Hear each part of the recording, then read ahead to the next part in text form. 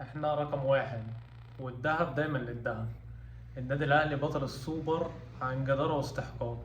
فضلت تشتم وفضلت تغلط في الراجل وفضلت طول المباراة تشتم فيه، مع كل كورة ركنية فاول معرفش ايه يجي ناحية الخط. كل الكلام ده مأثرش فيه، والراجل طلع لعيب كبير، لعيب عنده ثبات انفعالي، عارف يتحمل ضغوط المباراة لأن هو لعيب كبير ولعيب متربي ومحترم. عشان كده ربنا كرمه ونصفه وحقق البطولة على حسابك. هتفضل طول عمرك كده جمهور غلاط، جمهور سباب، عمرك ابدا ما هتنضف. لعيبه سابك ومشي، ايه المشكلة؟ بس ربك بيكافئ الايه، المظلوم دايما. والراجل ده اتظلم، عشان كده ربنا كافئه النهارده بالبطولة دي. مليون مبروك لكل جماهير النادي الاهلي، بطولة مستحقة. زي ما اتكلمنا قبل كده، بطولة نبني عليها الفترة الجاية. بطولة ترب يقدر يبني عليها الفترة الجاية، تديله ثقة وتدي اللعيبة ثقة بعد كل الانتقادات اللي كانت على اللعيبة الفترة اللي فاتت. بطولة تقدر تمشيك شوية لقدام لحد ما توصل يناير. بطولة تديك دفعة معنوية كبيرة للعيبة على وجه الخصوص بعد الانتقادات الكبيرة اللي هي خدتها الفترة اللي فاتت. أداء في تحسن مستمر مع طرب، ودي حاجة كويسة وحاجة مهمة جدا إن أنت في مستوى تصاعدي الفترة اللي فاتت. وحاجة زي ما قلنا هنبني عليها، ثقة اللعيبة ترجع تاني لدى الجماهير، المدير الفني يبني ثقة مع الجمهور بحيث إن هو يكمل ويبني على البطولة دي لبطولات جاية كتير مع النادي الأهلي. بمناسبة ناصر ماهر، مش شفناك يعني، ما جيتش قلت لي تعالى لي وبتاع وجيت لك وما قدرتش تتحمل اقول ايه بس. اعرف كده اللعيب اللي دايما بيقعد يهري كتير ما تاخدش منه حاجة في الملعب، وناصر ماهر من اللعيبة دي. ناصر ماهر من اللعيبة اللي بتحب تهري كتير وبتحب تتكلم كتير، عشان كده ربك مش بيكرمها، وزعلان ان هو مش رايح المنتخب. فين الاداء اللي انت بتقدمه عشان كابتن حسام حسن ياخدك المنتخب اصلا؟ انت ما بتقدمش اي حاجه عشان خاطر تلعب في منتخب مصر. تلعب في منتخب مصر بناء على ايه؟ وبتقدم ايه لفرقتك عشان خاطر تلعب منتخب مصر؟ فحاجه غريبه جدا يعني. آه مش عارف، الواحد فرحان جدا بالمكسب وبالبطوله بعد تذبذب الثقه في اللعيبه الفتره اللي فاتت.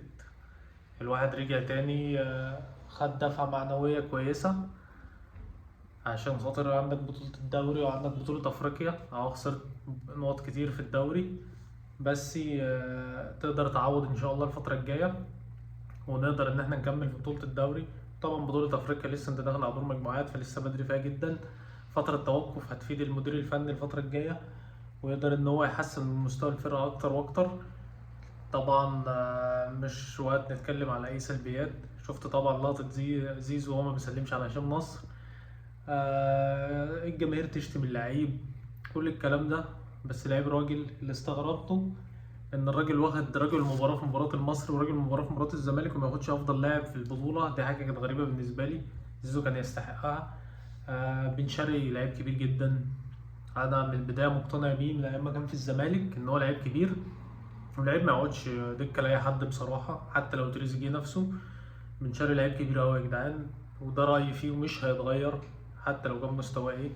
لان طبيعي مستوى اللعيب بينزل وبيعلى تاني، بس بن شرقي لا، بن شرقي حته تقيله، وحته ما ينفعش تقعد دكه لاي حد. بالنسبه لنص الملعب بتاع الاهلي، ديانج ومروان عملوا ماتش كبير جدا، خط الدفاع عمل ماتش كبير جدا، الشناوي، كل اللعيبه عملت ماتش كبير.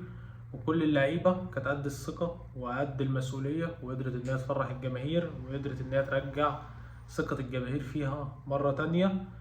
وزي ما قلنا وبنقول وبنعيد وبنزيد، بطولة هتبني عليها كتير الفترة الجاية، سواء لعيبة سواء مدير فني سواء إدارة، وسواء كابتن سيد عبد الحفيظ وش السعد على الفرقة بعد طبعا توليه كعضو مجلس إدارة. الفرقة بتاخد بطولة بعدها على طول، فالراجل تأثيره طبعا هيبقى فعال جدا الفترة الجاية. وشفناها طبعا في اللقطة بتاعت زيزو وهو قبل المباراة وبعد التمرينة بتاعت امبارح، وهو واقف مع زيزو وبيديله كده بعض النصايح، طبعا لأنه عارف اللي هيحصل في الماتش من جماهير نادي الزمالك.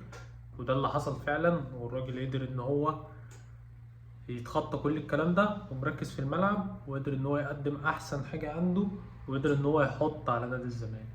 زيزو حط عليك كزملكاوي، وما تنكرش ده، وما تنكرش ده. شتمتك وسبابك ليه وغلطك فيه وفي مراته ما أثرش عليك، والراجل قدر ان هو يقدم احسن اداء ورجل المباراة، ودي توجعه. والهدف الاول صناعة زيزو البن شرقي، يعني حاجة مفيش أصعب من كده في الدنيا. والراجل ياخد رجل المباراة وياخد أول بطولة ليه مع النادي الأهلي على حسابك، مفيش بعد كده بصراحة. مليون مبروك لكل جماهير النادي الأهلي. بطولة نبني عليها. طبعا مفيش أي حاجة نتكلم فيها سلبية النهاردة، كله إيجابيات بس، وكله فرح وكله انبساط بالبطولة. افرح واتبسط وما تبخلش على فرقتك بفرحتك، وافرح بفرقتك لان هي تستاهل، لان هم طلعوا رجاله الماتش ده ويستاهلوا ان انت تفرح بيهم. اشوفكم على خير. السلام عليكم.